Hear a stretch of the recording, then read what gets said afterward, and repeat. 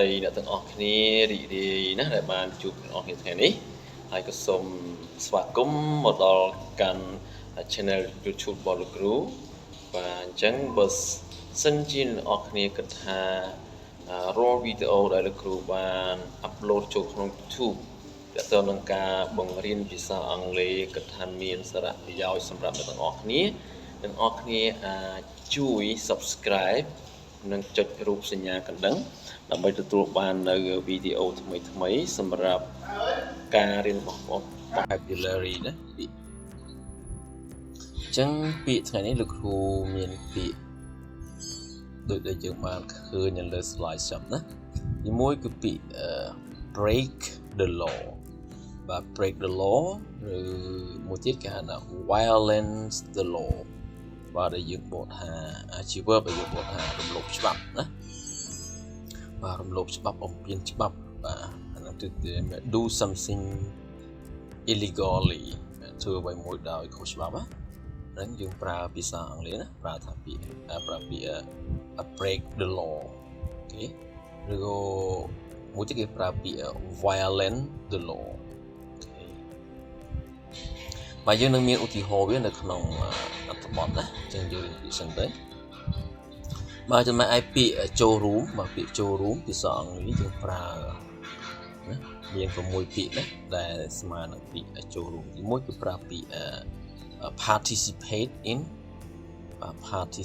in take part join engage be associated with be involved but involved with ជាអានដែរ be involved បាទអននេះគឺយើងបកថាចូលរួមណាអញ្ចឹងចាំមើលសូមយើងក៏លេខមើលទីហោបាទថាតើពាក្យចូលរួមណាហើយនឹងពាក្យរំលោភច្បាប់ដែលយើងបានរៀនហ្នឹងគេប្រើប្រាស់យ៉ាងណានៅក្នុងឧទាហរណ៍របស់យើងណាអញ្ចឹងសូមយើងមើលឧទាហរណ៍នេះគឺលើកយកចេញពីអត្ថបទ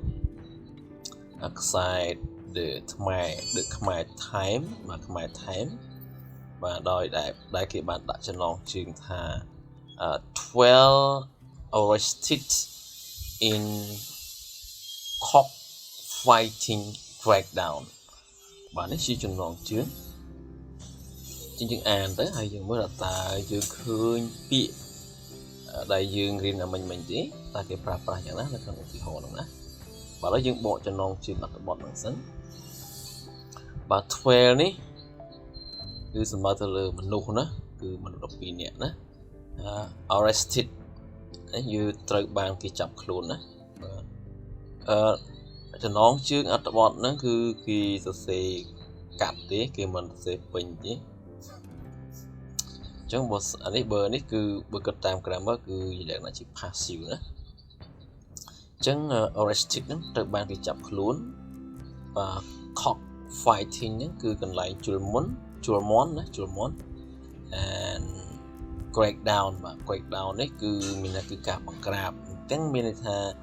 មនុស្ស12នាក់ត្រូវបានគេចាប់ខ្លួននៅក្នុងកន្លែងនៅក្នុងការបង្ក្រាបកន្លែងជលមុនណា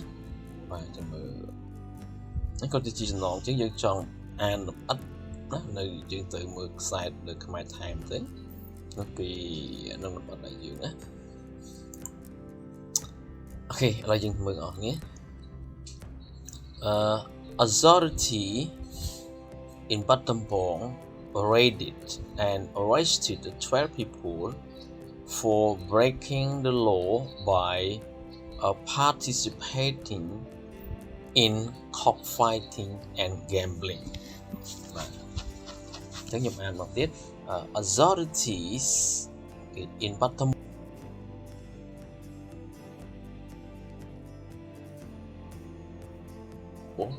by participating in cockfighting and gambling បាទអញ្ចឹងមានថាម៉េចបាទមានថាauthority នេះយើងបកថាអាជ្ញាធរណាអាជ្ញាធរអញ្ចឹងអាជ្ញាធរជាច្រើនបាទគេ change y to ies នេះគឺមកលើអាជ្ញាធរច្រើននេះបាទគ្រប់លំដាប់ផ្នែកអញ្ចឹងទៅនៅក្នុងខេត្តបាត់ដំបងបាន vi chmoណា array ទៀតនេះគឺបានវាឈ្មោះហើយនឹងបានចាប់ខ្លួនមនុស្ស12នាក់ណាចាប់ពីបត់អ្វីមួយនេះ for ហ្នឹងមិនសម្រាប់ទេឬពីបត់អ្វីមួយបើពីបត់ការរំលោភច្បាប់ឬក៏បំពានច្បាប់ណាគេនេះគេណា breaking the law ណា breaking the law នោះគឺរំលោភច្បាប់បើយើងប្រើនៅក្នុងប្រយោគយើងអាចថែមថយទៅតាមមុខងាររបស់វាណាបាទយើងអាចថែម ing ឬក៏ប្រើនៅក្នុងការផ្សេងបានណាអញ្ចឹងតាមរយៈការចូលរួម participating បាទតាមរយៈការចូលរួមលេងនៅកន្លែងជលមុនហើយនឹងកន្លែងgame ផ្សេងៗណាកន្លែងល្បែងស៊ីសងផ្សេងៗតែ gambling ហ្នឹងគឺកន្លែងលេងល្បែងផ្សេងៗណាបាទអញ្ចឹងនេះគឺជាមេរៀនដែលយើងត្រូវរៀនថ្ងៃនេះបាទសង្ឃឹមតែអ្នកនរគ្នាយល់ណាទៅលើការបកប្រែហើយនឹងបានរៀនពាក្យណាពាក្យដែលយើងត្រូវរៀនគឺរំលឹកឡើងវិញបាទពាក្យដែលយើងត្រូវរៀនគឺពាក្យ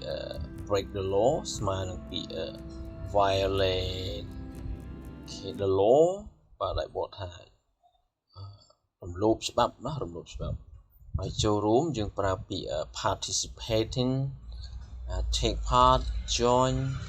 engage be associated with be involved បាទអញ្ចឹងមេរៀនភាសាអង់គ្លេសរបស់យើងសិក្សាទៅលើពាក្យនៅថ្ងៃនេះគឺមានប៉ុណ្្នឹងឯងណាអញ្ចឹងលោកគ្រូសូមអរគុណច្រើនចំពោះអ្នកទាំងអស់គ្នាហើយបើគិតថាមេរៀននេះមានប្រយោជន៍សម្រាប់អ្នកទាំងអស់គ្នាសូមកុំភ្លេចជួយ subscribe ហើយនឹងចុចសញ្ញារូបកណ្ដឹង like និង share ដើម្បីឲ្យវីដេអូនេះបានដល់មិត្តភ័ក្តិឬបងប្អូនរបស់យើងបានរៀនឲ្យចេះដូចយើងផងដែរណាអញ្ចឹងសូមអរគុណច្រើនសូមជម្រាបលា